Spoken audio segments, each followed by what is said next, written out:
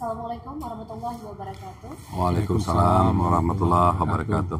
Pada hari ini Kamis 28 Mei 2025, saudaraku, saya sudah bersama dua tokoh di wilayah Kabupaten Aceh Tengah, dan tentunya dalam podcast kali ini, saudaraku, kita akan dalam edisi spesial tentunya 100 hari kepemimpinan Bapak Haili Yoga dan juga Bapak Muhsin Hasan. Dan dimana sejak dilantik pada hari Selasa 18 Februari 2025 hingga hari ini Kamis 28 Mei 2025, tepat 100 hari kepemimpinan Bapak Haili Yoga dan juga Bapak Muhsin Hasan. Dan tentunya hal ini sebagai Bapak Bupati dan Wakil Bupati Kabupaten Aceh Tengah periode 2025-2030. Dan tentunya sejak dilantik, Bapak Haili Yoga dan Bapak Muhsin Hasan sudah menyatakan bahwa mereka mewakafkan diri sepenuhnya untuk masyarakat di wilayah Kabupaten Aceh Tengah, saudaraku. Dan hal ini juga sudah dibuktikan selama 100 hari kepemimpinan. Mereka sudah memberikan kerja nyata dan itu juga sangat berdampak bagi masyarakat di wilayah Kabupaten Aceh Tengah. Sebelum kita bercerita lebih banyak lagi, saat ini saya ingin menyapa terlebih dulu Bapak Bupati wilayah Kabupaten Aceh Tengah, Bapak Dr. Andes Haili Yoga MSI. Selamat datang, Bapak. Ya, selamat datang. Dan juga kami mengucapkan selamat datang kepada Bapak Muhsin Hasan MSI, MSP selaku Wakil Bupati Kabupaten Aceh Tengah. Selamat datang, Bapak. Terima kasih. Gimana kabarnya, Bapak? Alhamdulillah sehat. Alhamdulillah. Pak Muhsin, bagaimana kabarnya? Alhamdulillah sehat juga. Dan ini juga ada cerita menarik di sini, saudara-saudaraku. Bapak Haili Yoga tidak ingin berbicara sendiri di 100 hari kepemimpinan, harus menunggu Bapak Muhsin Hasan untuk hadir di sini. Jadi kita menunggu, dan di hari ini Bapak baru sampai juga, Pak, dari Tanjung Pura kemarin. Tadi pagi baru sampai, Pak. Benar. Dan kita harus bercerita lebih banyak terkait dengan 100 hari kepemimpinan ini. Saya ingin ke Bapak Haili Yoga terlebih dulu, Bapak. Selama 100 hari kepemimpinan, bagaimana apa yang Bapak rasakan selama menjabat sebagai Bupati Aceh Tengah dan juga setelah melakukan kerja nyata untuk masyarakat, Bapak? Baik, terima kasih. Saudaraku yang berbahagia, kami merasakan sebelum terpilih, itu kami bersama Pak Muhsin ingin menciptakan situasi bahwa bagaimana dulu kepemimpinan Rasulullah dari 30 isi kandungan Al-Quran semuanya adalah perilaku. Jadi mengutip dari beberapa kepemimpinan di beberapa daerah, maka kami cetuskan dalam visi misi bagaimana seorang bupati dan wakil bupati menjadi pelayan. Jadi tepatnya di tanggal 18 Februari tahun 2025 kami dilantik oleh Bapak Gubernur di Aceh Tengah. Nah, dari tanggal 18 itu mulai hari pertama kami bekerja. Tapi kami sebenarnya bukan bekerja untuk 100 hari, bekerja untuk 5 tahun. Tapi karena model hari ini 100 harinya harus diceritakan, ya kita mulai bercerita dari 100 hari, yang mana visi misi kami ada beberapa poin. Tapi yang dapat kami lakukan adalah ada beberapa hal yang telah kami laksanakan. Nah, pertama sekali memang yang ingin kami ciptakan adalah bagaimana membangun daerah itu mulai dari perilaku. Karena kalau perilakunya sudah bernuansa Islam, tidak meninggalkan adat, saling harga menghargai, pemimpin mendoakan masyarakatnya, masyarakat juga mendoakan pemimpinnya, itu adalah sebuah kolaborasi diawali bagaimana membangun sebuah daerah. Dan alhamdulillah kami cetuskan dalam visi misi kami adalah bagaimana masjid itu menjadi tempat ibadah, tempat kita bercerita, tempat diskusi, dan tempat menyelesaikan beberapa persoalan. Dan alhamdulillah ini dapat kita lakukan. Artinya Aceh Tengah ini diciptakan Allah begitu indah. Karena keindahannya tidak dimiliki oleh keindahan di Aceh Tengah ini di beberapa daerah. Maka mungkin spesifik bagaimana pengelolaan Aceh Tengah ini, kami sebagai pemimpin bersama Pak Muhsin ini muncul di situ makna sebagai pelayan. Kenapa? Satu sisi masyarakat kita majemuk, satu sisi masyarakat yang di luar dari Kabupaten Aceh Tengah itu akan hadir di hari Sabtu dan Minggu. Dan masyarakat yang hadir itu rata-rata menyiapkan programnya, menyiapkan anggarannya. Tujuannya apa? Ayo kita ke Gayo. Berarti kalau ada masyarakat yang ingin ke Gayo, tentu dia akan membawa rezeki. Nah, apa yang harus kita lakukan? Dan apa yang harus kita layani? Dan kesepakatan inilah kita konsep dengan seluruh OPD, mulai dari masyarakat, keluarga, mungkin kepala dusun, di wilayah dusun, terus desa atau kampung, kecamatan, sampai ke tingkat kabupaten. Juga kita terdapat ada beberapa instansi, antara instansi vertikal. Semuanya itu adalah bagaimana lembaga ini menjadi satu kesatuan, tidak ada lagi perbedaan. Maka Kakan Kemenak, oh ini instansi vertikal, tidak. Kakan Kemenak juga melayani masyarakat di Aceh Tengah. Imigrasi, statistik, dan lain sebagainya. Pak Kapolres, Kajari, Dandim, dan semuanya itu adalah melayani masyarakat Aceh Tengah. Maka ini dulu kita sepakati, kolaborasi, bagaimana melayani masyarakat Aceh Tengah dan baik. Dan alhamdulillah, setelah kami lakukan mulai kerja dari masjid, kolaborasi dengan Bapak Musin, ini cukup bagus.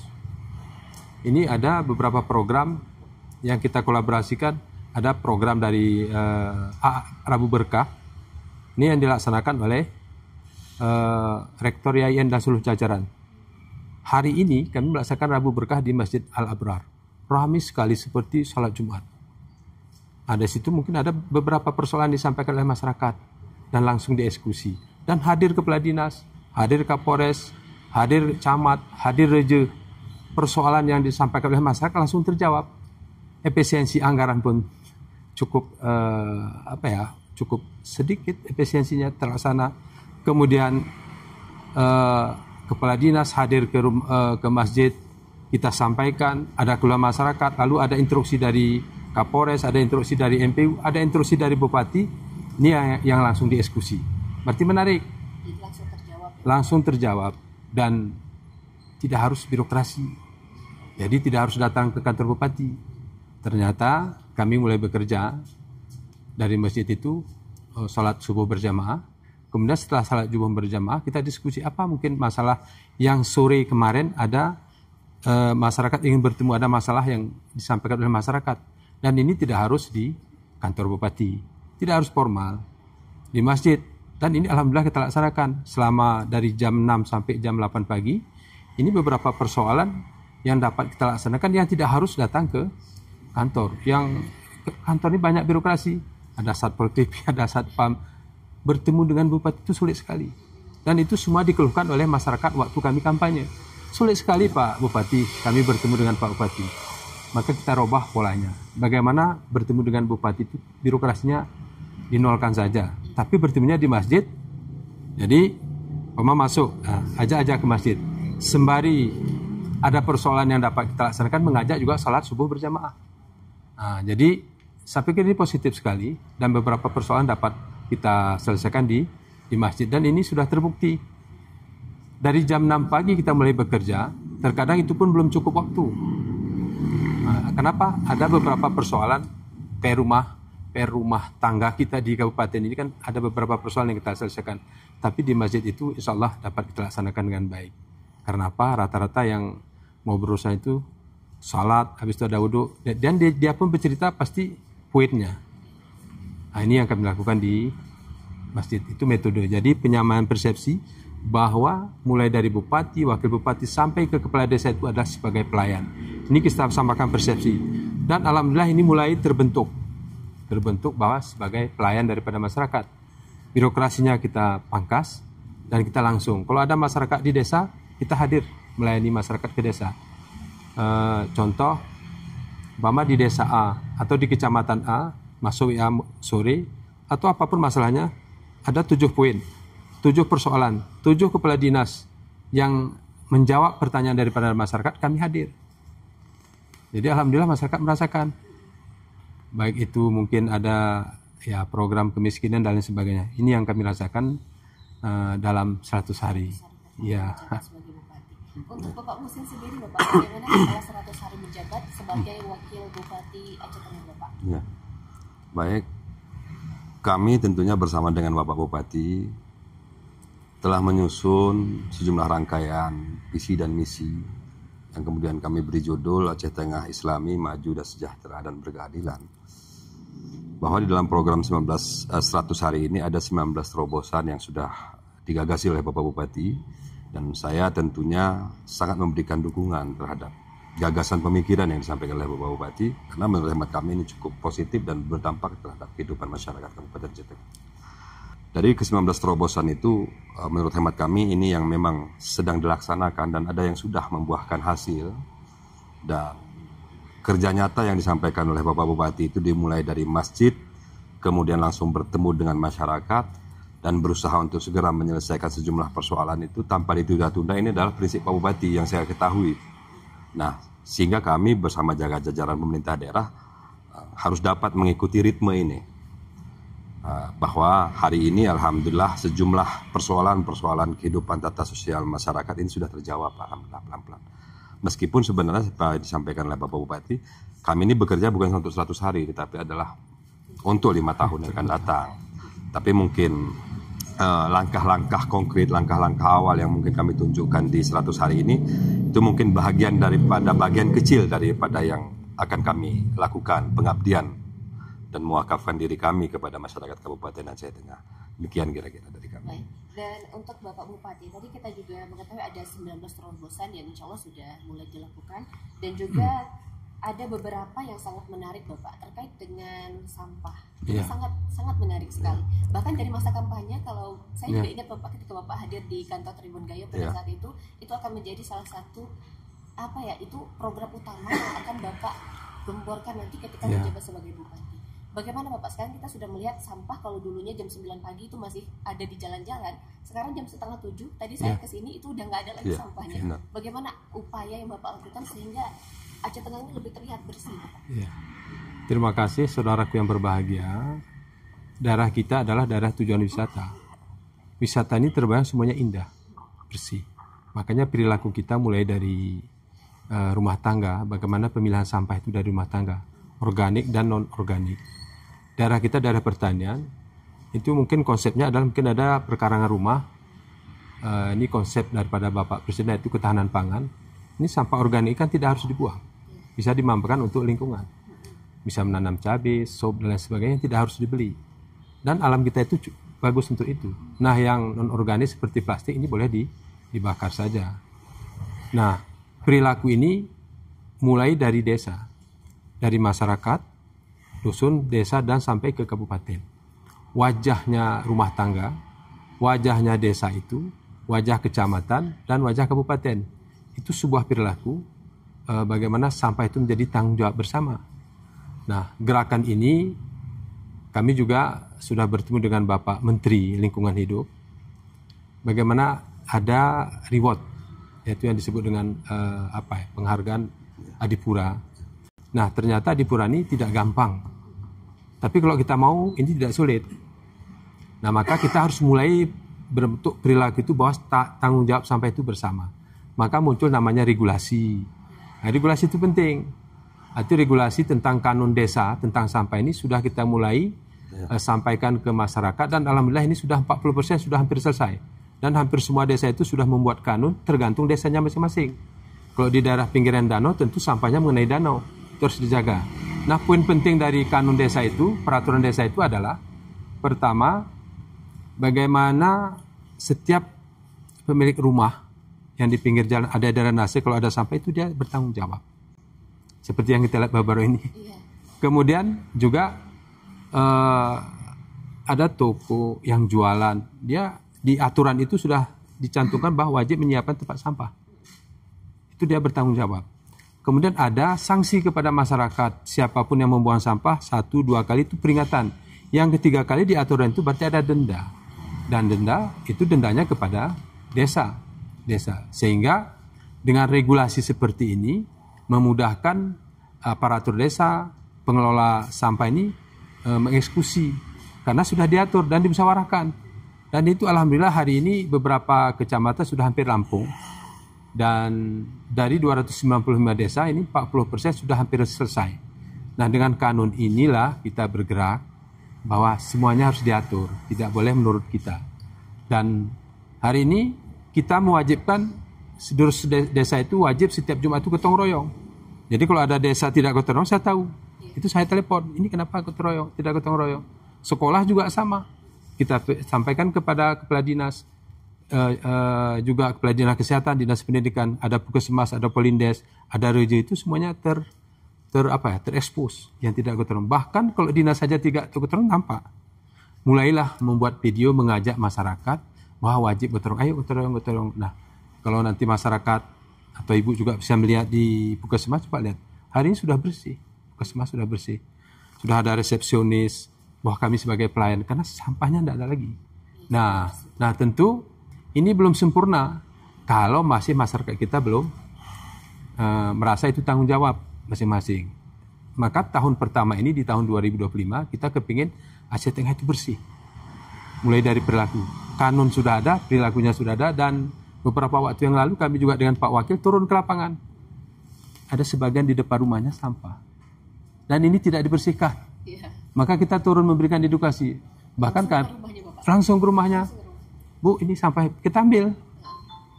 Beberapa titik. Dan itu terus sampai selesai 5 tahun ke depan kami melakukan itu. Kalau kami mendengar ada melihat sampah di rumah penduduk, kami hadir. Ngambil sampah, mengajak. Kita tidak menyalahkan. Jadi insya Allah dengan kebersamaan seperti ini, masyarakat yang hadir dari luar daerah melihat kebersihan sudah bagus, maka muncullah yang namanya kesadaran mulai dari individu sampai ke pejabatnya. Kepala dinas juga sama. Nah, jadi kepala dinas juga membuat video mengajak seperti itu. Nah, sampai ke rumah sakit. Rumah sakit juga, itu ke rumah sakit kami juga jam 5 subuh, sholat berjamaah, lalu bertemu dengan masyarakat. Ada yang merokok di rumah sakit. Nah, kita berikan edukasi. Tidak boleh lagi merokok. Nah, terus kita lihat ada sampah, masyarakat juga tidak boleh buang sampah sembarangan di rumah sakit sampai ke belakang, sehingga rumah sakit itu pasien, keluarga pasien, petugas cleaning service semuanya bertanggung jawab terhadap sampah. Jadi kita tidak boleh hanya kepada CS saja. Nah, itu yang kita lakukan, dan itu adalah sebuah angan-angan. Mudah-mudahan nanti di bulan 12 semua kita sudah siap regulasinya dan daerah kita sudah nampak bersih karena kesadaran kita bersama. Dan ini juga ada menarik kalau untuk Bapak Wakil Bupati sendiri, Ya. ketika ada genangan pada saat itu di pusat kota, Ya. dan ini juga sempat menjadi viral ya, di mana Bapak langsung turun Ya. ke lapangan. Ya. Dan ada yang menarik di sini sebenarnya antara Bapak Helioga dan juga Bapak Muhsin Hasan, di mana keharmonisan ini sangat Ya. menjadi perhatian dari masyarakat sekitar. Ketika Bapak Helioga keluar kota melakukan kunjungan kerja, Bapak Muhsin Hasan juga tidak tinggal diam, langsung turun ke lapangan. Pada saat itu sempat viral ketika Bapak turun di pusat kota ada genangan air. Benar. Itu boleh Bapak ceritakan sedikit kenapa akhirnya Ya. ini saya turun aja lah langsung seperti itu. Baik, kami bersama dengan Bapak Bupati sesungguhnya sudah berjanji dan menyampaikan hal itu kepada masyarakat pada saat kampanye. Salah satu adalah yang menjadi program perhatian kami dengan Bapak Bupati adalah menyelesaikan masalah banjir di wilayah perkotaan. Karena kami dengan Bapak Bupati sudah sampaikan itu kepada masyarakat, maka pada saat itu kondisi Aceh Tengah hujan dan Bapak Bupati sedang melaksanakan tugas di luar, dan saya sebelumnya berkoordinasi dengan Bapak Bupati bahwa akan melakukan tindakan-tindakan konkret yang memang nyata dengan memerankan seluruh perangkat daerah yang terlibat, dalam hal ini BPBD, PUPR, dan termasuk Perkim. Dinas kebersihan. Dinas kebersihan juga termasuk. Jadi salah satu contoh memang ada masyarakat yang memang di depan rumahnya airnya memang ditansalil pada saat itu. Paginya itu anak sekolah habis basah karena kena genangan air itu tadi. Memang cukup luar biasa airnya. Ternyata waktu kita cek, dan itu memang penyakit sudah lama itu. Waktu kita cek ada drainase yang memang tertutup. Yang kemudian alhamdulillah setelah banjir di setelah longsor di Pucuk Duku pada pagi hari itu, kita langsung kerahkan alat berat ke Tansaril. Dan langsung kemudian kita minta izin sama yang pemilik rumah, karena itu kan masih wilayah tanah negara itu. Kemudian langsung kita bongkar, kemudian alhamdulillah selesai. Dan alhamdulillah. Dan beberapa titik seperti Jalan Lintang ada upaya-upaya sementara yang kita ambil. Kemudian di depan Bank Aceh sudah selesai. Kemudian ada beberapa tempat lagi, kami sudah koordinasi dengan Pak Bupati, ada yang memang harus segera nanti kita laksanakan penanganan permanen. Ya. Kami sudah melaporkan kepada Bapak Bupati, dan Pak Bupati alhamdulillah sudah menyetujui bahwa dalam waktu dekat ini akan kita belah ini jalan di Jalan Sengeda, Jalan Lintang, karena tampungannya yang tidak muat. Artinya terlalu kecil drainase yang masuk ke Danau Laut Tawar, ke jalan Kalapasir. Dan termasuk di Pailang ada beberapa hal. Jadi intinya bahwa kami sudah menjalankan apa yang kami tuangkan dalam visi dan misi bersama dengan Bapak Bupati. Jadi meskipun Pak Bupati tidak ada di tempat, ya kami sudah menjalankan sesuai dengan tujuan dan visi dan misi yang telah kami ampungkan itu. Artinya bahwa kami dengan Bapak Bupati ini bersama-sama bekerja untuk masyarakat Kabupaten Aceh Tengah. Ya, bersama-sama. Untuk penanganan banjir yang sifatnya permanen ini sedang kita lakukan pembahasan-pembahasan secara administratif supaya jangan nanti tidak menyalahi aturan karena membutuhkan beberapa anggaran-anggaran yang memang ini. Tapi sudah kami koordinasikan dengan Pak Bupati. Dan itu juga sudah dalam proses. Ya, sudah. Ya, penanganan darurat sudah selesai. Ini penanganan permanen yang akan kita laksanakan supaya tidak ada lagi genangan-genangan banjir. Karena tujuan kota kita itu adalah kota Takengon menjadi tujuan wisata, Aceh Tengah menjadi wisata. Ini adalah merupakan cita-cita kita bersama dengan Bapak Bupati. Dan kanun desanya itu dilonceng langsung Bapak Menteri hari itu di TPA. Di TPA kebetulan Pak Menteri lagi di Belanda, dia langsung jom launching pertama kanun desa tentang sampah itu di TPA. Ini hebat sekali, Pak Menteri hadir di tengah, langsung melalui Zoom, tapi dari Belanda. Langsung dari Belanda. Dan ini juga sangat menarik Bapak karena di 100 hari pertama sudah bisa mengkoordinasi untuk membuat kanun di masing-masing kampung, terutama untuk penanganan sampah yang ini sudah jadi masalah menahun di wilayah Kabupaten Aceh Tengah sendiri. Dan ini masih terkait wisata Bapak. Kita kan ada 2 kategori yang masuk dalam API Award 2025 kategori. Termasuk ini arung jeram Ruko Badak, kemudian juga wisata air dan natural park Takengon untuk kategori ekowisata. Dan salah satunya sampah ini bisa menjadi masalah penting yang harus segera diselesaikan untuk mendulang pariwisata lagi. Bagaimana Bapak akhirnya ada 2 kategori wisata di Kabupaten Aceh Tengah ini yang akhirnya masuk API Award 2020? Terima kasih. Memang ini kan alam kita ya. Ada sebagian mengatakan Allah itu tersenyum waktu menciptakan dataran tinggi Gayo ini, senyum dia. Alam kita ini memang sudah indah. Ada danau, terus ada sungai. Sungai ini kita manfaatkan juga untuk olahraga atraksi air lah, arung jeram. Itu ada arung jeramnya family, juga ada semi ekstrim.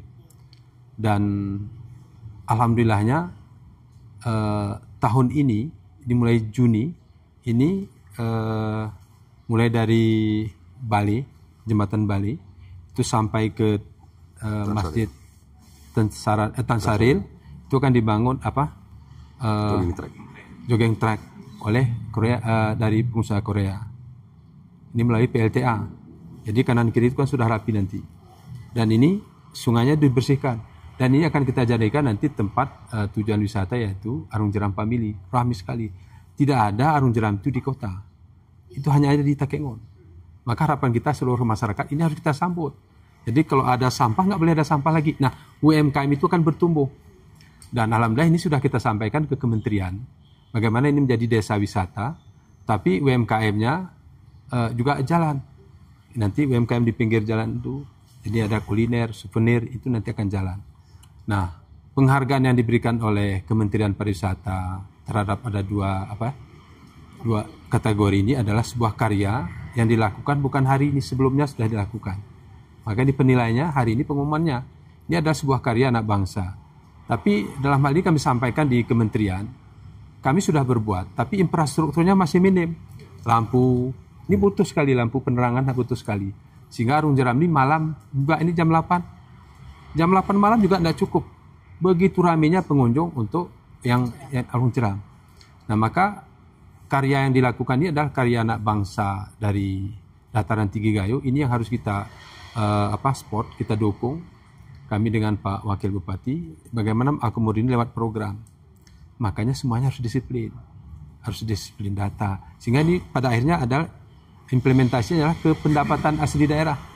Semakin banyak kunjungan ini kan semakin banyak pendapatan asli daerah. Dan ini tidak boleh lagi bocor. Nah, ini kita gunakan nanti sistem. Maka aparatur kita mulai dari desa sampai camat dan beberapa OPD terkait tentang pendapatan asli daerah, ini harus betul-betul terdata dan kita gunakan aplikasi. Sehingga nanti begitu masuk datang masyarakat dari luar daerah satu orang itu langsung pajaknya masuk ke PAD kita. Itu bisa dilihat berapa PAD kita yang masuk hari ini. Terus penggunanya nanti seperti apa. Ini yang kita susun dengan sistemnya. Jadi semuanya terukur. Nah, dari mana sumber pendapatannya? Mungkin dari arung jeram, atau nanti dari homestay, atau dari nanti restoran, kafe, dan lain sebagainya. Akibat daripada daerah kita sebagai daerah tujuan wisata. Nah, tentu program-program seperti ini, penghargaan seperti ini kan memberikan informasi, promosi di tingkat nasional, bahkan internasional. Ayo ke Tanah Gayo, karena ada prestasi di situ. Dan ini sudah dilakukan oleh putra-putri terbaik kita. Dan kami bersama Pak Husin langsung ini memberikan apresiasi. Dan ini sebuah karya yang indah karena alam kita. Berarti disiplin itu penting sekali. Ini ada sebutan juga dari beberapa masyarakat. Ini kita kaitkan dengan wisatawan. Masyarakat mengatakan bahwa, Pak, kami hari ini kalau berurusan ke Dukcapil sudah enak, Pak. Jam 8 pagi sudah ada, jam siang pun masih ada pegawai. Berangkat ke kantor camat juga sama, ke puskesmas sudah dilayani dengan disiplin itu yang kita disampaikan oleh masyarakat pengunjung. Dan beberapa waktu yang lalu juga kita sengaja menyiapkan mobil ambulan wisata kesehatan. Dan alhamdulillah di Lebaran Idul Fitri kita siapkan 5 unit. Itu berarti kita sudah siap untuk menerima tamu. Jadi alhamdulillah tidak ada satupun, karena sudah dikunjungi. Kita sapa mereka bahwa sehat itu penting. Semuanya bekerja dengan baik, disiplin. Artinya penghargaan ini erat kaitannya dengan disiplin, pemahaman bahwa sebagai pelayan tadi. Jadi kalau berarti wisata ini dinas kesehatan penting juga, Satpol PP penting juga. Berarti ada beberapa kolaborasi OPD yang bertanggung jawab terhadap bagaimana peningkatan pendapatan asli di daerah melalui penghargaan-penghargaan yang diberikan oleh Kementerian Pariwisata. Seperti itu yang kita lakukan di ambulans wisata, kemudian juga ada masjid wisata. Masjid wisata juga. Sampai akhirnya juga kita masuk ribuan. Ya. Jadi ini yang harus kita jaga bersama. Saya pikir kalau ini kita lakukan, insya Allah Aceh Tengah akan maju. Karena hari ini kita melihat apapun kegiatan di provinsi, ayo di Aceh Tengah saja, ayo di Takengon saja. Nah, tinggal nanti kita sepakati bersama bahwa kita ini adalah sebagai pelayan. Dan ini salah satu terobosan juga dari masyarakat dan juga pemerintah yang disiplin dan semangat untuk mewujudkan Aceh Tengah yang lebih maju. Lalu terkait dengan reformasi pelayanan kesehatan tadi, Bapak, jenis itu kan juga ada Baitul Mal, kemudian juga ada permasalahan dari BPHTB.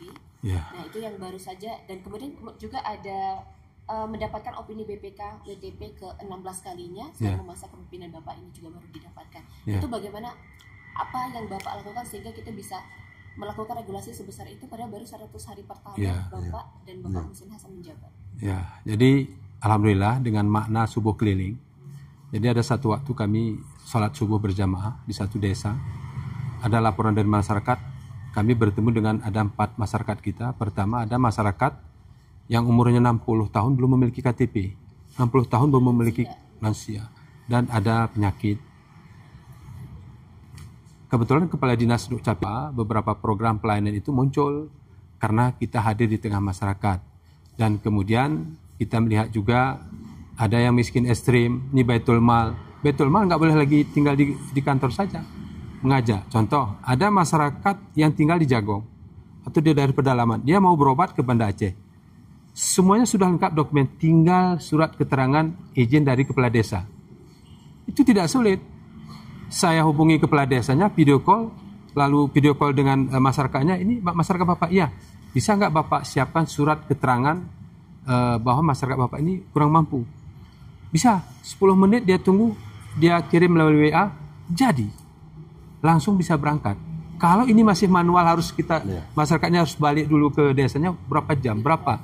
Uang yang kita berikan untuk biaya transportasi 2,5 juta, 3,5 juta, kan terlampau mahal. Balik lagi kan harinya tinggal berapa waktu. Dan itu yang kita pastikan di Baitul Mal itu berjalan. Jadi penanganan di bidang kesehatan, kemudian posyandu, kemudian beberapa program yang lain. Ada lagi masyarakat kita yang terkena kanker payudara, kanker jantung dan kanker paru-paru. Ini alhamdulillah ini sudah hampir sebagian sudah terdata. Dan ini kita hadir dengan dokter spesialisnya hadir, kejar.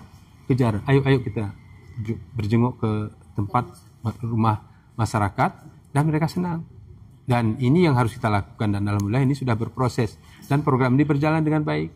Dan ini sudah kita lakukan dan terus nanti akan kita kuatkan dengan spesialis itu akan turun ke masyarakat, dokter itu turun ke masyarakat, didamping oleh bupati dan wakil bupati dan OPD yang lain. Dan ini buktinya juga dari semangat dan disiplin ya. Iya, disiplin. Disiplin ini memang dari dulu ketika Bapak menjabat sebagai PJ Bupati Padang Haria, ini juga yang selalu Bapak yang selalu Bapak utamakan, kedisiplinan dan juga semangat beribadah seperti itu. Kemudian juga dari sektor wisata tadi kita sudah bercerita. Saya sekarang ingin ke Bapak Muhsin Hasan ya Bapak ya. Dan ini juga menarik terkait dengan Cangkul Padang. Seperti itu. Ya Bapak juga ke lapangan pada saat itu, mungkin Bapak Heli sedang bertugas ke luar. Dan bagaimana pada saat itu Bapak akhirnya saya langsung turun saja ini, mengambil tindakan untuk langsung turun. Ya. Baik. Ini sebenarnya program kami bersama dengan Bapak Bupati. Bahwa alhamdulillah Aceh Tengah ini kan sudah masuk dalam RPJM nasional. Dan menjadi kawasan strategis nasional. Jadi ini memang alhamdulillah atas perjuangan kita bersama dan Bapak Bupati, dan ini kita jadikan supaya destinasi kunjungan wisata utama Aceh Tengah itu adalah Danau Laut Tawar. Dan sebenarnya ini kami sudah memiliki prinsip yang sama nih, cita-cita yang sama dengan Pak Bupati bahwa akan berusaha membersihkan Danau Laut Tawar dari Cangkul Padang dan Cangkul Gedem demi kelestarian alam dan Danau Laut Tawar yang kita banggakan. Nah, mungkin awal-awalnya kita lakukan survei-survei lah. Kita lihat-lihat segala macam lah. Kita tanya-tanya ke masyarakat. Kemudian alhamdulillah atas dorongan kami dengan Bapak Bupati dan kesadaran masyarakat, ada memang pada saat itu masyarakat yang memang secara sukarela membongkar. Dan memang ada rapat-rapat sebelumnya kami laksanakan ini atas arahan dari Bapak Bupati juga, dan saya lapor ke Bapak Bupati bahwa ada rapat awal penyampaian surat teguran pertama yang ditantangani langsung oleh Pak Bupati. Kebetulan Pak Bupati pada saat itu harus tugas ke luar daerah, kemudian saya yang meneruskan pembentukan satgas segala macam. Dan alhamdulillah sebenarnya kami bersama dengan Bapak Bupati sangat mengucapkan terima kasih nih kepada masyarakat yang sudah sukarela. Bahkan pagi ini juga menurut informasi dari Pak Bupati, ada juga ini pagi ini jam 8:30 pembongkaran, menyaksikan pembongkaran secara sukarela. Undangan dari masyarakat. Dari nelayan. Ya, disaksikan oleh kami. Bapak Bupati. Iya, kami yang saksikan. Forkopimda juga. Ya, Forkopimda juga. Jadi ini mudah-mudahan dapat terlaksana, dan besar harapan kami sudah berkomitmen dengan Pak Bupati, ini kita berikan sedikit waktu kepada masyarakat. Dan cita-cita kita akhirnya adalah Danau Laut Tawar itu memang harus indah dan bersih. Jadi mudah-mudahan atas dukungan daripada masyarakat supaya benar-benar ini Danau Laut Tawar ini benar-benar menjadi kunjungan wisata di masa-masa yang akan datang. Tidak lepas dari proses untuk kita memajukan wisata di kabupaten. Sedikit kami tambahkan, Danau Laut Tawar ini adalah mukjizat ini, keindahan ini. Jadi hasil penelitian 35 tahun yang lalu, ini kedalaman Danau Laut Tawar ini adalah 180 meter. Hari ini tinggal 80 meter. 35 tahun yang lalu itu 180 meter. Kalau kita bayangkan 35 tahun ke depan, 40 tahun ke depan, ini kita khawatirkan nanti tinggal 10 meter ini kalau tidak kita jaga. Kalau 10 meter lagi tinggal, ini tidak lagi menjadi danau. Itu tidak indah lagi. Maka hari ini kita harus berani mengajak semua masyarakat, ini menjadi tanggung jawab kita. Kemudian kalau kita lihat pinggir Danau Laut Tawar ini setiap tahunnya berkurang 2 hektar. Karena pembangunan ini yang harus membangun yang tidak harus kita jaga bersama. Nah, mulai ke depan ini yang harus kita tertibkan. Drainase hotel itu boleh saja, tapi jangan lagi menimbun ke danau. Karena apa? Karena ini adalah harus kita jaga. Kalau 2 hektar per tahun, bayangkan 30 tahun sudah hampir selesai. Dan ini harus kita juga hutan. Kemudian selanjutnya ikannya pun tidak banyak Danau Laut Tawar ini. Maka karena ikannya sedikit, endemik Pak ya? Iya, ikan depik. Ini adalah sebuah apa ya? Kenapa masyarakat hadir makan ikan? Karena ikannya tidak ada di tempat lain. Nah, bukan dilarang menangkap ikannya, tapi cara menangkapnya ini yang harus tradisional. Ya. Harus kita jaga bersama. Berarti nelayan itu tetap bisa menangkap, tapi harus dengan regulasi aturan dengan tradisional. Dijaga bersama. Nah, hasil penelitian juga ikan depik itu di pinggir-pinggir itu sudah mulai kurang. Karena apa di pinggir? Karena di situ ada sampah. Ya. Maka muncul dalam program RPJM nasional yaitu apa namanya? KSN, kawasan strategis. Bukan revitalisasi Danau Tawar ini masuk ke RPJM. Nah, ini kan sebuah perjuangan yang sangat berat. Nah, ini harus kita jaga. Dan ini ada batasannya. Kalau nanti Juli sudah program ini sudah dimulai oleh pusat, maka seluruh kita harap nanti kepada nelayan. Nanti juga kita sepakati di Danau Tawar, ini kita sepakati bahwa ada waktu kita dari sini ke bulan Juli. Juli itu tanggal berapa nanti kita lihat. Kalau nanti tanggal 5 batas akhirnya, berarti tanggal 5 itu bagaimana ini sudah bersih semua. Indah. Jadi pemandangan indah, semua destinasi wisata hadir, masyarakat sudah indah, ikan pun sudah mulai rame, sudah mulai banyak, dan ada beberapa program dari pusat bagaimana benih ikan ini kita semai lagi. Ya. Nah, ini kan sebuah karya, dan ini semua harus kita bertanggung jawab. Jadi bukan hanya bupati dan wakil bupati, penggeraknya boleh bupati dan wakil bupati, tapi semuanya kita bertanggung jawab. Kalau ini tidak kita jaga, berarti kita yang yang tidak menjaga keasrian daripada Danau Tawar. Kalau ini kita jaga, kita berani, kita mampu hari ini, inilah saksi bahwa anak cucu kita dulu orang tua kami berani menjaganya. Kami juga harus berani. Ya. Ini yang harus kita sampaikan kepada masyarakat bahwa tanggung jawab ini adalah tanggung jawab bersama. Luar biasa, itu indah sekali. Ya. Dan bukan tidak mungkin ya Bapak, jika pelestarian Danau Tawar bisa lebih baik lagi, maka bukan tidak mungkin Danau Tawar ini akan menjadi program super prioritas ya nasional. Seperti Danau Toba. Iya, program strategis nasional. Nasional. Nanti dibiayai oleh pemerintah pusat. Ya. Karena kita komitmen masyarakatnya. Ya. Jadi pemerintah pusat hari ini Pak Prabowo, Pak Presiden itu melihat komitmen dan kemauan daripada pemerintahnya, daerahnya. Kalau kita komitmen dan mau, dia bantu. Ya. Jadi semuanya harus bekerja. Harus bukti dengan kerja. Kalau tidak bekerja, tidak akan dibantu. Seperti Bapak sampaikan, dari jam 6 sampai jam 6 sore aja Bapak bekerja belum cukup. Belum cukup. Bisa membangun kabupaten Ya. Aceh ini. Dan 100 hari kerja, dari banyak sekali program yang sudah Bapak jalankan ini bentuk nyata dari komitmen pemerintah, pemimpinan Bapak Helioga dan juga Bapak Muhsin Hasan untuk memajukan wilayah Kabupaten Aceh Tengah sendiri. Dan terakhir Bapak, dalam balutan visi mewujudkan Aceh Tengah Islami, maju, sejahtera, dan berkeadilan, apa harapan Bapak setelah 100 hari menjabat untuk 5 tahun ke depan? Ya, saudaraku yang berbahagia, harapan kita adalah pertama, daerah ini harus kita jaga dengan pertama adat istiadat. Kenapa Bali itu maju? Karena dia selalu atribut kegiatan harinya adalah dengan adat.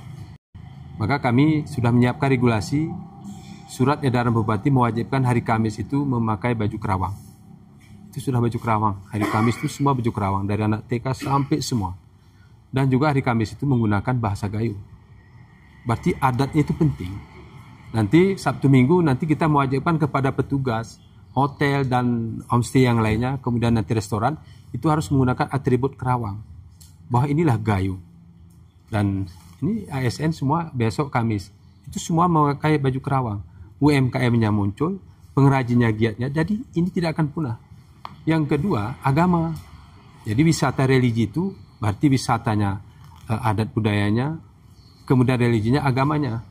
Jadi kita mengharapkan nanti di semua masjid itu harus melayani masyarakat. Contoh paling kurang di masjid pinggir-pinggiran yang dilalui oleh masyarakat pengunjung kita, paling kurang ada siapkan aqua. Bertanya kepada masyarakat, ini dari mana? Kami dari Medan. Paling kurang ini aqua, mau musafir. Dilayani mereka. Mereka senang. Lalu dia menyampaikan informasi. Bagus sekali pelayanan di Aceh Tengah. Masjidnya juga melayani. Terkadang dia lelah, siapkan tidur. Jadi masjid itu jangan dilarang tidur. Disiapkan tempatnya di mana bisa tidur. Jadi semua dilayani dengan baik, anak-anak juga seperti itu. Sehingga kita lihat hari ini, masjid ini ada beberapa titik yang harus kita benahi, dan itu masuk dalam program kita, yaitu Masjid Mendali dan Merodot. Ya. Nah yang lain sudah bagus, pinggir ya lintasnya sudah bagus. Jadi harapan kita kepada seluruh masyarakat, pertama, karena daerah kita, alam kita bagus, kita harus mulai siap sebagai pelayan daripada masyarakat yang hadir dari luar daerah, dan kita siap juga melayani masyarakat yang membutuhkan uluran tangan kita sesuai dengan tugas dan fungsi. Nanti Satpol PPWH itu malam itu razia dia. Ada nggak? Nanti jangan ada lagi masyarakat anak muda yang berkeluyuran malam-malam tanpa kontrol. Orang tua juga sama. Kalau anaknya tidak pulang sore, kemana nih anak kami? Jangan tugas itu semua diberikan kepada pemerintah, tapi mulai dari keluarga. Dan tadi juga disampaikan di masjid oleh Pak Kapolres. Kami juga menyampaikan, pemerintah usia juga menyampaikan. Jadi nanti ada razia tertib. Yang kedua, kalau nanti ada masyarakat kita dari luar daerah hadir 20 orang, itu kepala desa harus sambutlah kegiatan. Kalau ada 50 orang disambut oleh mungkin camat. Kalau lebih dari situ nanti disambut oleh kepala dinas.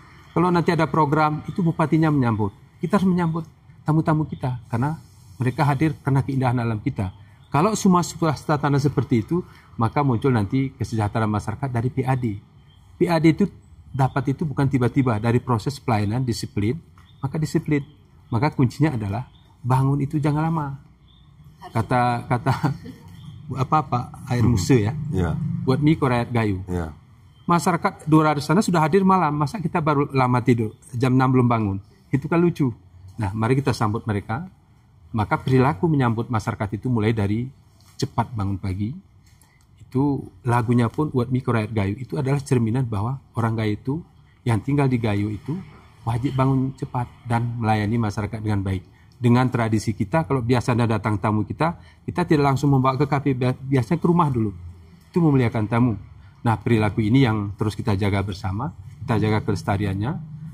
Agama dan adat budaya ini harus kita jaga bersama. Kemudian SDM kita juga harus kita jaga agar jangan nanti daerah ini masyarakat pribumi ini kelemahnya di bidang SDM, maka akan datang orang lain yang akan memimpin daerah kita, yang menguasai daerah kita. Kenapa?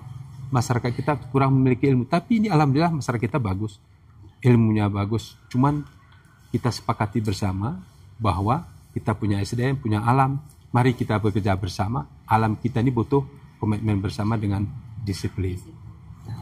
Dari Bapak Muhsin Hasan, Bapak, apa harapan Bapak setelah 100 hari kepemimpinan dan akan melanjutkan untuk 5 tahun ke depan? Ya, menyambung apa yang disampaikan oleh Bapak Bupati bahwa kami ini terus bekerja siang dan malam untuk Aceh Tengah yang lebih baik di masa yang akan datang.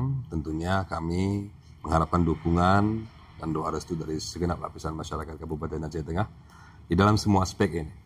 Kalau saya lihat ini langkah-langkah yang diambil oleh Bapak Bupati ini adalah langkah-langkah yang komprehensif, yang menyeluruh, yang universal, masuk ke dalam seluruh aspek kehidupan masyarakat Kabupaten Aceh Tengah. Dan alhamdulillah kami selaku Wakil Bupati siap membantu dan mendukung program dan mewujudkan apa yang disampaikan oleh Bapak Bupati, karena menurut hemat saya ini semuanya bagus. Perubahan perilaku, pola, pemikiran, cara ini yang sudah menurut hemat saya sudah dilakukan oleh Bapak Bupati, dan besar harapan kami tentunya menjadikan Aceh Tengah sebagai kota kunjungan wisata, destinasi wisata. Ini mudah-mudahan dapat mendapatkan dukungan penuh dari seluruh lapisan masyarakat Kabupaten Aceh Tengah di masa yang akan datang. Aceh Tengah bersih, kemudian Aceh Tengah menjadi tujuan wisata, kemudian Islami. Di samping juga komoditi utama kopi yang kita miliki, itu memang sudah berjalan sebagaimana biasa, normatif ya. Ini tinggal kita bagaimana supaya benar-benar menjadikan Aceh Tengah sebagai kota ataupun kabupaten menjadi destinasi kunjungan wisata di masa yang akan datang. Dan besar harapan kita bahwa ini terus berjalan. Di tahun pertama, tahun kedua, ada langkah-langkah yang memang sudah kami ambil dengan Bapak Bupati, dan sampai dengan di masa-masa 5 tahun yang akan datang. Ya, mudah-mudahan mohon doa restu dari seluruh lapisan masyarakat Kabupaten Aceh Tengah. Baik, sekali lagi terima kasih Bapak Halioga dan juga Bapak Muhsin Hasan, karena sesaat lagi harus memenuhi undangan dari masyarakat ya Bapak ya, untuk pembongkaran cangkul padang menyaksikan. Dan ini secara sukarela langsung oleh masyarakat, dan masyarakat mengundang Bapak Halioga dan juga Bapak Muhsin Hasan untuk hadir langsung menyaksikan pembongkaran. Forkopimda juga. Forkopimda juga diundang oleh masyarakat untuk langsung menyaksikan pembongkaran yang dilakukan secara sukarela. Sekali terima kasih untuk Bapak Halioga dan Bapak Muhsin Hasan, semoga sehat selalu, selamat bertugas untuk 5 tahun ke depan lagi Bapak. Dan Bapak juga sudah berkomitmen untuk mewakafkan secara penuh untuk masyarakat di wilayah Kabupaten Aceh Tengah. Dan tentunya saudaraku saksikan terus beragam informasi terkini dan menarik lainnya di YouTube dan Facebook Tribun Gayo, Instagram tribun.com dan video Tribun Gayo, serta website tribungayo.com. Saya Tan Mutia, mewakili kru yang bertugas pamit undur diri. Wassalamualaikum warahmatullahi wabarakatuh.